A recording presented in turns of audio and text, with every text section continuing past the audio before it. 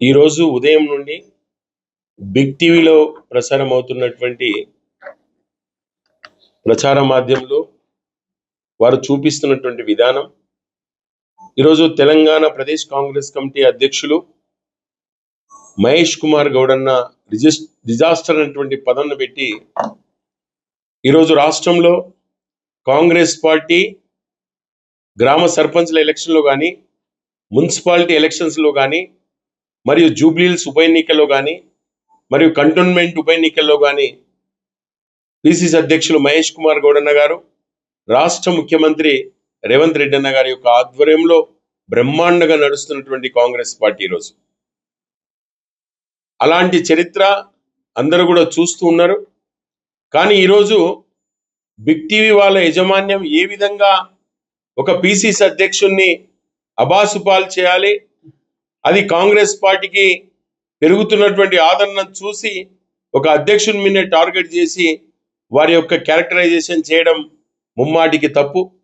ఏనాడైనా అనేక సంవత్సరాల నుండి మేము కాంగ్రెస్ పార్టీలో ఉన్నాం. ఎక్కడైనా ఒక వ్యక్తి పైనో, ఒక నాయకుడి పైనో ఏదో జరిగిందంటే ఒక అర్ధగంటనో 1 అవర్ చేసేటటువంటి ఎపిసోడ్లు ఉంటాయి. కానీ ఉదయం నుండి ఇప్పటి వరకు కంటిన్యూగా ఇప్పుడు కూడా బిగ్ టీవీలో పిసిసి అధ్యక్షులు మహేష్ కుమార్ గౌడ్ గారు ఫెయిల్ అయినరు. మహేష్ కుమార్ గౌడ్ గారు ఈ విధంగా కాంగ్రెస్ పార్టీని పట్టించుకోవట్లేదు.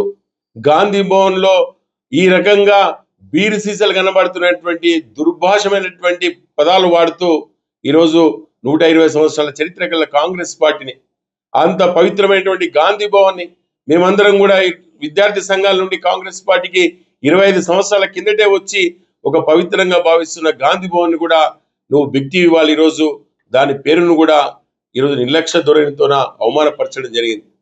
ఈరోజు రాష్ట్రంలో మీనాక్షి నటరాజన్ మేడం గారు ఇన్ఛార్జిగా వచ్చి రాష్ట్రంలో కాంగ్రెస్ పార్టీని ఒక క్రమశిక్షణతో రాష్ట్రంలో పిసిసి కార్యవర్గాన్ని వేసి ఆ కార్యవర్గాన్ని ప్రతి నియోజకవర్గానికి ఒక జనరల్ సెక్రటరీని, వైస్ ప్రెసిడెంట్ని వేసి కార్యక్రమాలను నిర్వీర్యంగా చేస్తున్నటువంటి చరిత్ర అందరికీ తెలుసు.